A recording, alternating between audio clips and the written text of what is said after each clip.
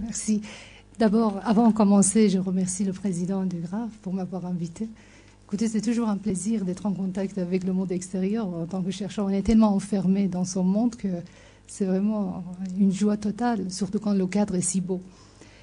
Et après, bien sûr, je vais vous parler de la laïcité, et surtout parce que c'est un problème c'est une question qui revient sur la scène de temps en temps, spécialement depuis 2002, que c'était l'année de la laïcité, et depuis, d'une manière intermittente, avec les revendications et les demandes des musulmans de France, la question de la laïcité est systématiquement renouvelée et elle est systématiquement sur le devant de la scène. Les uns défendent la laïcité en se référant à la loi de 1905, vous connaissez très bien, l'État ne reconnaît ni subventionne aucun culte. Les autres, les gens qui défendent, qui ont des revendications religieuses, ils se réfèrent aussi à leur tour à la même loi en disant que, justement, mais l'État ne subventionne aucun culte, mais elle n'empêche pas la pratique des religions dans l'espace public.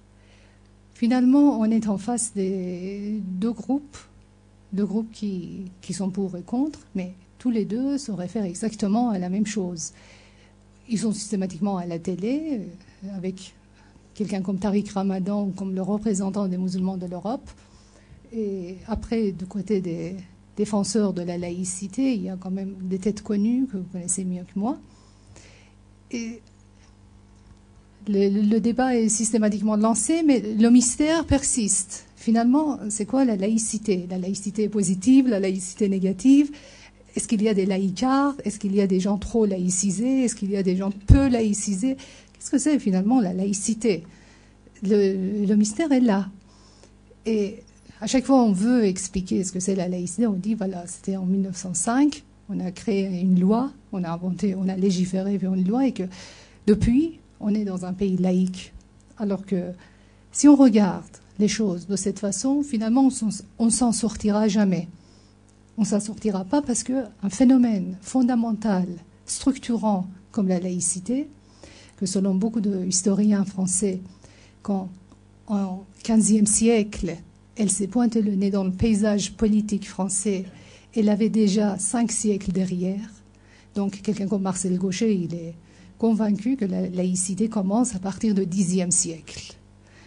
Vous voyez donc, ce n'est pas du tout un événement aussi petit, un événement événementiel, un événement anecdotique qui commence en 1905 par la loi 1905 et qu'on se contente de se référer à cette loi et en expliquant en fait ce qui se passe et essayer d'expliquer, essayer de résoudre le nœud de la situation. Enfin, je pense que c'est bien dommage que nous vivons dans un pays avec une histoire fondamentale, avec autant d'historiens compétents qui sont vraiment une fierté nationale pour tous les Français. Mais n'empêche que sur le débat, sur la scène politique, sur la scène médiatique, on a systématiquement ce quiproquo et cette ambiguïté totale par rapport à ce que c'est la laïcité. Alors, pour comprendre la laïcité, il faut quand même remonter loin. Je ne vais pas remonter jusqu'au Xe siècle, ce n'est pas mon terrain de recherche. Mais quand même, on peut commencer par la première phase de la laïcité, c'est que la phase absolutiste, avec l'émergence de l'état de droit divin. On dit que c'est la première phase. Qu'est-ce que c'est l'émergence de cet état? L'état de droit divin, ou l'état du roi de droit divin, c'est l'état qui est pour la première fois dans l'histoire de l'humanité, en fait. C'est l'état qui s'impose juste en face du religieux. L'histoire, évidemment, de la laïcité est intimement liée avec l'histoire de l'État en France. Donc, pour comprendre ce que c'est la laïcité, on est obligé de regarder cette histoire de l'État de droit divin. On est à la fin des guerres de religion. La France, en tant que l'épicentre d'un phénomène qui a bouleversé l'Europe dans sa totalité, passant par l'Allemagne qui était déchirée par les guerres de religion, et puis jusqu'à très catholique Italie, et évidemment l'Angleterre, on voit que tout le paysage politique européen a été bouleversé par rapport à la déraison de la foi. C'est-à-dire qu'on est dans une situation inédite. Dans toute l'histoire de l'humanité, le religieux a toujours assuré la cohésion sociale. La religion était un élément qui servait à la société humaine depuis la nuit des temps pour assurer, pour garantir la survie des sociétés, des communautés humaines. Mais qu'est-ce qui se passe à la fin des guerres de religion? Ce religion même, qui était jusqu'à là un élément de cohésion, elle devient quelque chose contre sa nature même.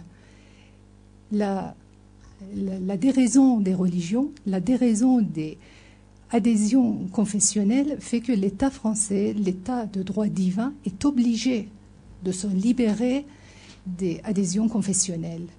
On ne peut plus compter sur l'Église pour attribuer, pour transmettre la légitimité politique à l'État, parce que l'Église, elle est dans la déraison totale.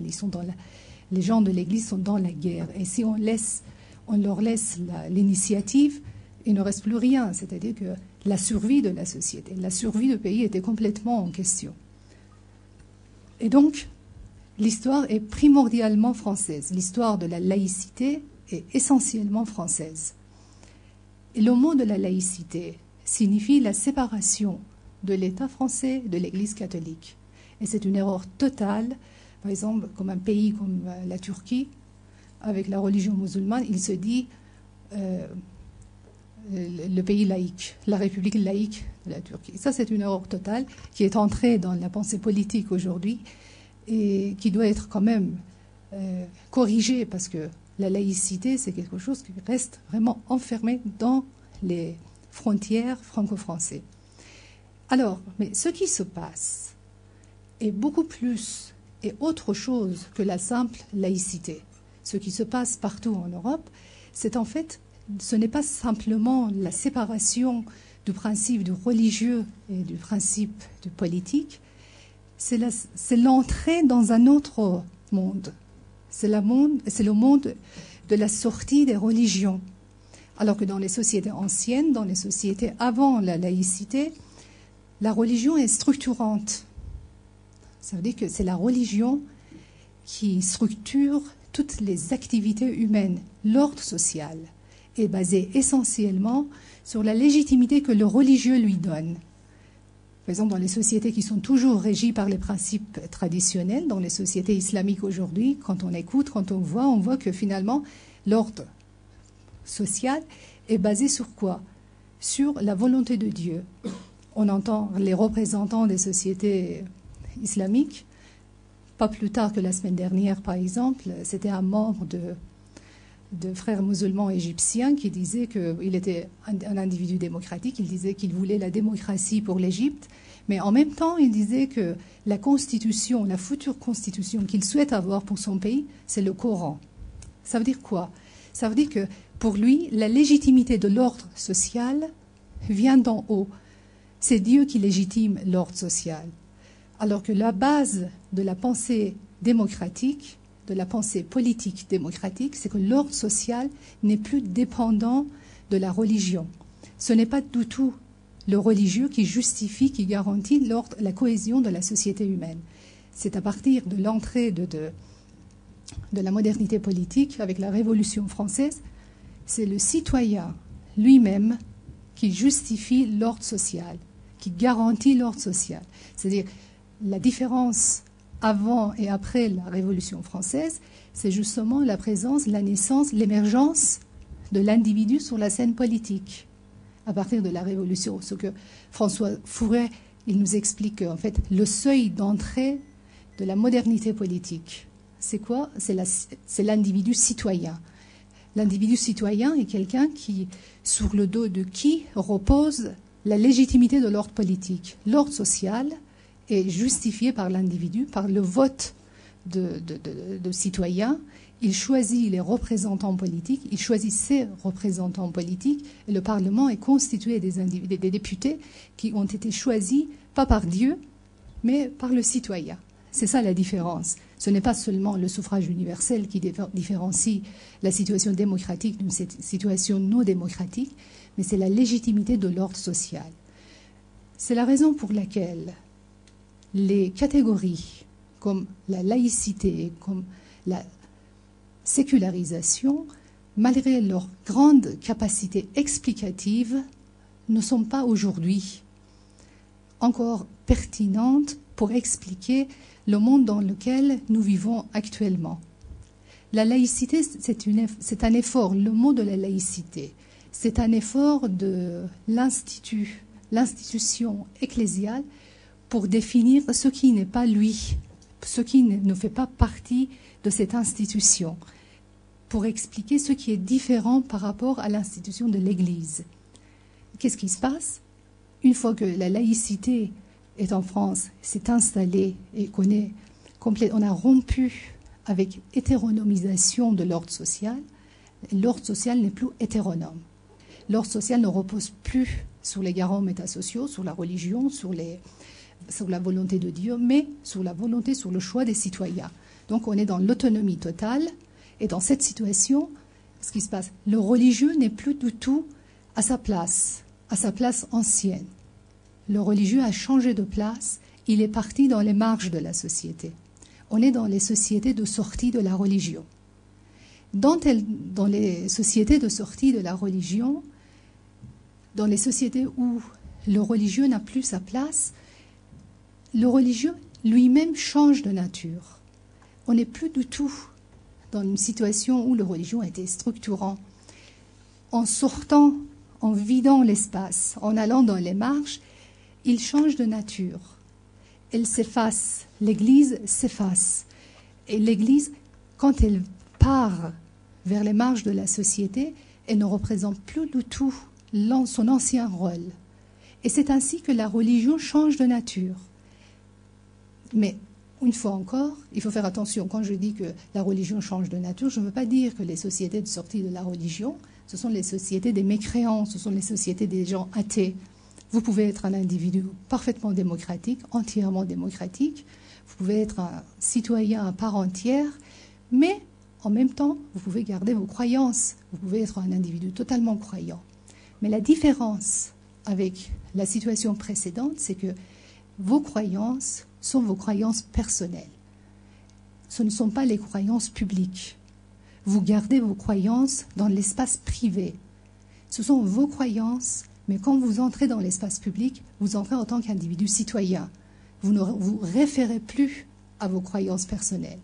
Vous pouvez être un individu croyant, vous pouvez être à côté de quelqu'un qui est complètement des croyances différentes par rapport à vous. Donc, les sociétés de sortie de la religion n'ont pas du tout le même rapport ni la même relation avec la religion, avec les croyances religieuses. Donc, on est dans les sociétés où la religion, les croyances religieuses ont été individualisées. On est dans la privatisation du phénomène de sentir. Tout ce que vous sentez, tout ce que vous croyez reste dans votre espace privé. Cela n'intervient pas sur l'espace public. C'est ça la différence, en fait. Et cette différence est majeure. Ce n'est pas du tout un détail. Ce n'est pas un détail entre les deux sociétés.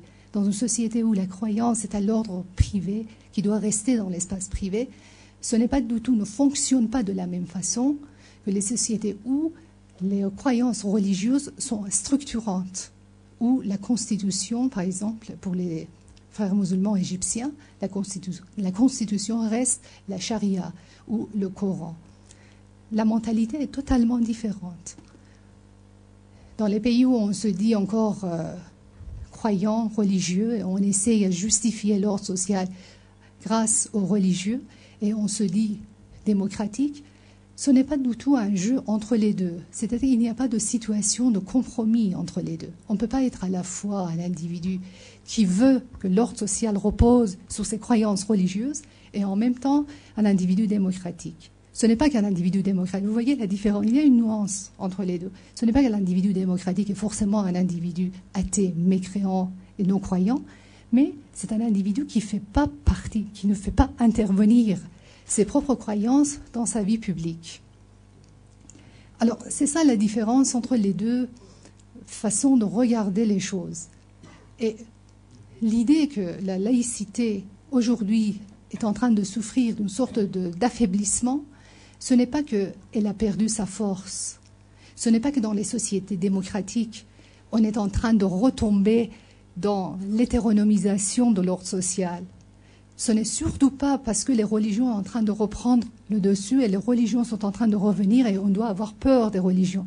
Justement parce que les religions ont vidé l'espace, parce que les religions sont parties dans les marges de la société et que là maintenant, elles sont devenues quelque chose à l'ordre personnel et qu'elles n'interviendront pas, elles n'interviendront pas sur la scène publique, que la place est vide et n'importe quelle revendication qui a l'air, disons plutôt des revendications identitaires, elles paraissent normalement dangereuses. Ça nous fait peur parce qu'on est tellement habitué à ne pas voir dans notre paysage politique les religions que, par exemple, quand quelques individus qui viennent, par exemple, à votre hôpital, à vos hôpitaux, qui veulent, par exemple, être soignés par tel ou tel médecin, ça nous fait peur.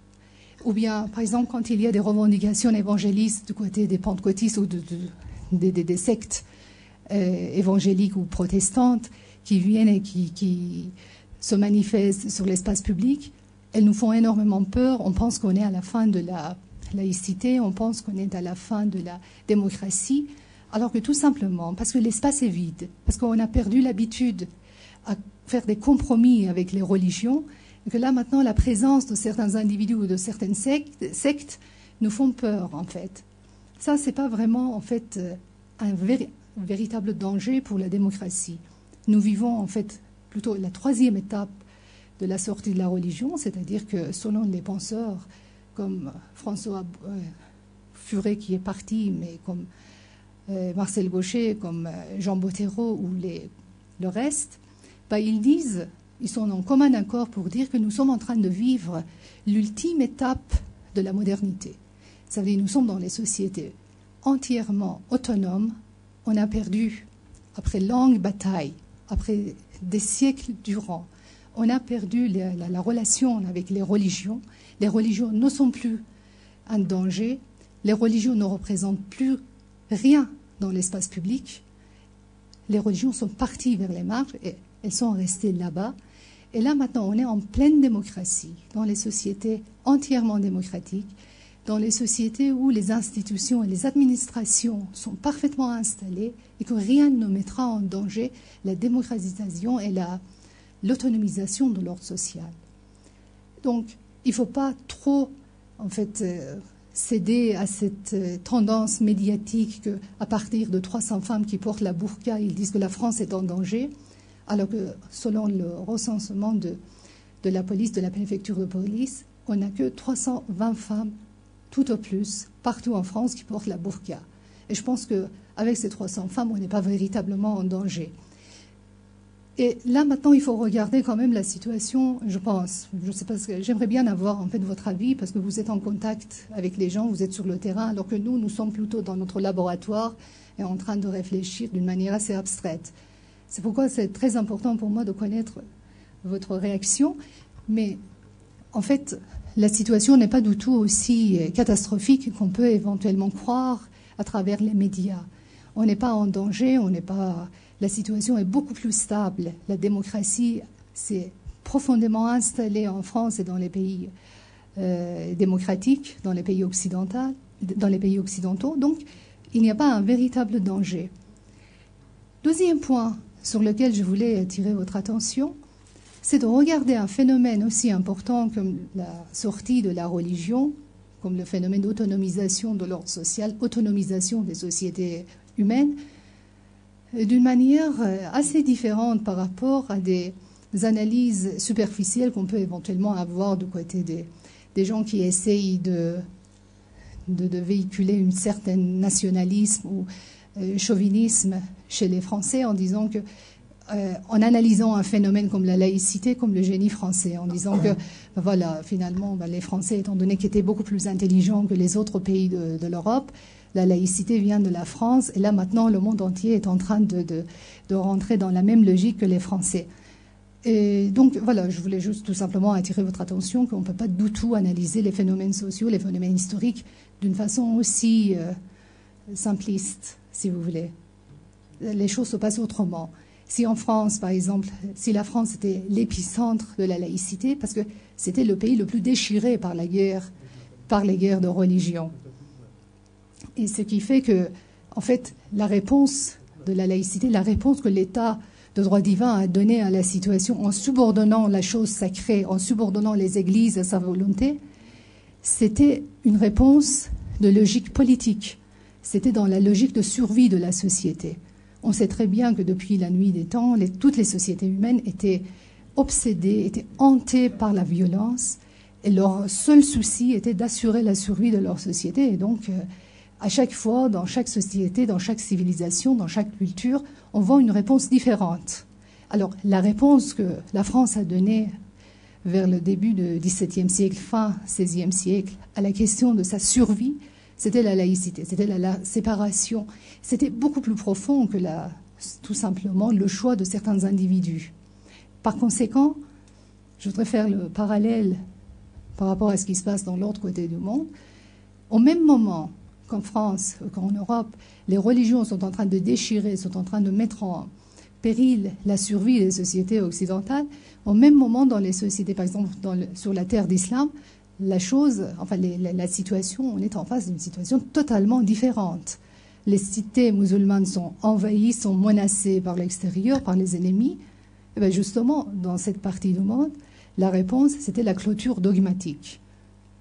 C'était que, en fait, la réponse que le religieux invente pour donner à une situation dangereuse, pour assurer la survie de la société, c'était une réponse totalement différente. La religion fonctionnait là-bas, le religieux assurait son rôle de cohésion. Donc, à partir du Xe siècle, la réponse que les sociétés musulmanes, les cités musulmanes donnent à la menace qui mettait leur survie en danger, c'était la fermeture, c'était le conservatisme absolu. En se fermant sur toutes les dissidents, toutes les idées qui étaient dissidentes à l'intérieur même des sociétés, en faisant taire toutes les voix dissidentes, ils ont arrivé à créer une cohésion qui répondait aux menaces, aux différentes menaces qui venaient de l'extérieur. Ce n'est pas parce qu'ils étaient moins intelligents que les Européens, ce n'est pas parce qu'ils n'arrivaient pas à comprendre ce que c'est la modernité, tout simplement parce que la situation politique de cette partie du monde demandait une autre réponse. Parce que le rôle de religieux dans cette partie du monde était différent, tout simplement. Donc, ce sont les conditions historiques qui donnent naissance à des réponses politiques, à des logiques différentes. Évidemment, chaque situation est différente par rapport à l'autre, et la réponse que la société donne pour assurer sa survie est totalement différente. Mais ce qui se passe aujourd'hui, c'est que après plus de 10 siècles de la fermeture dogmatique, avec la rencontre que le monde musulman a fait avec le monde extérieur, en l'occurrence avec le monde occidental, cette fermeture dogmatique ne fonctionne plus. Ça a fonctionné pendant plusieurs siècles, ça a assuré la survie des sociétés pendant plusieurs siècles, mais aujourd'hui ça ne fonctionne plus. Cela est devenu trop enfermé, cela est devenu trop conservateur pour les gens qui sont en train de vivre à l'intérieur de ces sociétés et qui aspirent à autre chose, qui sont en mal d'identité, parce qu'avec la colonisation, avec tout ce qui s'est passé, que vous connaissez très bien l'histoire en fait de la rencontre entre deux mondes, et ben, justement, aujourd'hui, cette ancienne réponse, qui était le conservatisme, la clôture dogmatique de l'islam, la fermeture sur elle-même d'une religion qui n'arrivait pas à assurer la survie de son peuple autrement que par se renfermer, ça ne fonctionne plus. Et là, maintenant, c'est un monde qui est en train de chercher autre chose. Ce n'est pas parce que les gens qui vivent là-bas sont moins intelligents que le reste du monde. Tout simplement, c'est que, en fait, aujourd'hui, ils sont en face d'une situation qui leur est imposée par l'extérieur. Cette mondialisation qui est en train d'envahir, qui a envahi à partir du début du XXe siècle, fin XIXe siècle, le monde musulman. Là, maintenant, ils sont en train de répondre, de trouver leur réponse. Une réponse qui a été donnée en France en XVIIe siècle, fin XVIe siècle, avec beaucoup de difficultés, avec beaucoup de guerres, à travers beaucoup de combats. Aujourd'hui, on est en train de voir en fait la même procédure dans une autre partie du monde. Donc, il faut faire ce parallèle entre les deux mondes pour comprendre, en fait, dans chaque partie, dans chaque culture, dans chaque civilisation, il y a des réponses différentes par rapport à des situations politiques différentes.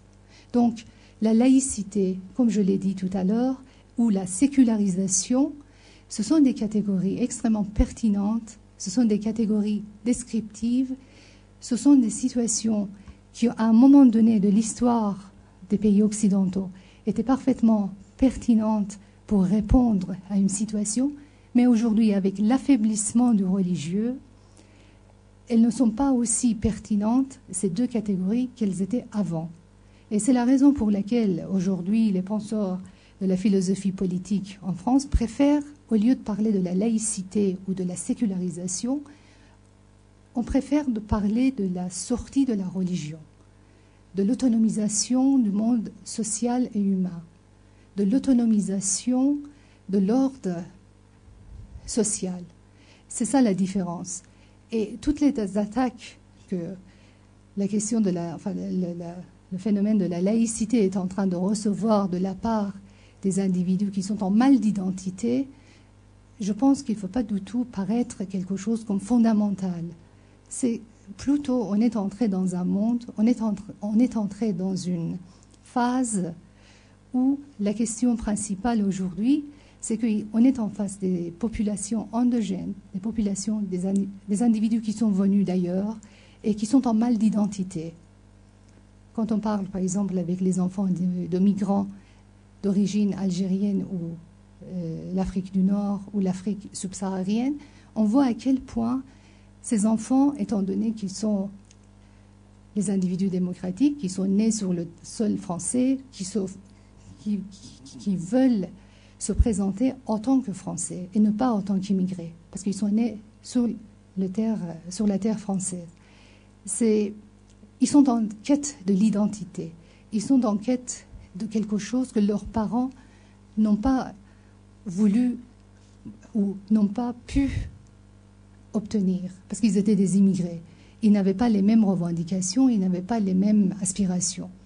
Alors, ce qui se passe, c'est que les enfants de migrants ici en France, ce sont des revendications totalement différentes par rapport à leurs parents, tout simplement parce que eux, ils sont français et que leurs parents n'étaient pas français. Ce sont des individus en quête d'une nouvelle identité, alors que rien n'est à leur disposition pour obtenir cette nouvelle identité.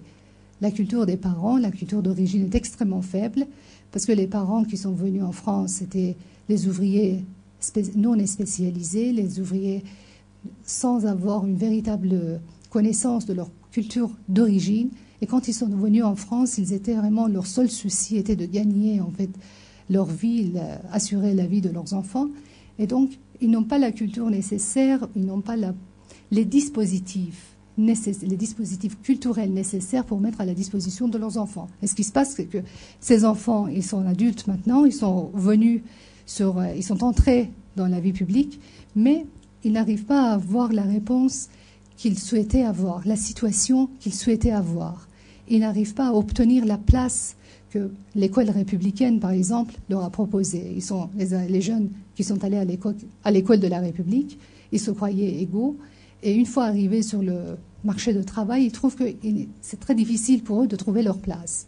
Donc, on est en face des revendications identitaires, mais à mon avis, encore une fois, je termine là-dessus, et après, je suis très intéressée de connaître votre réaction là-dessus.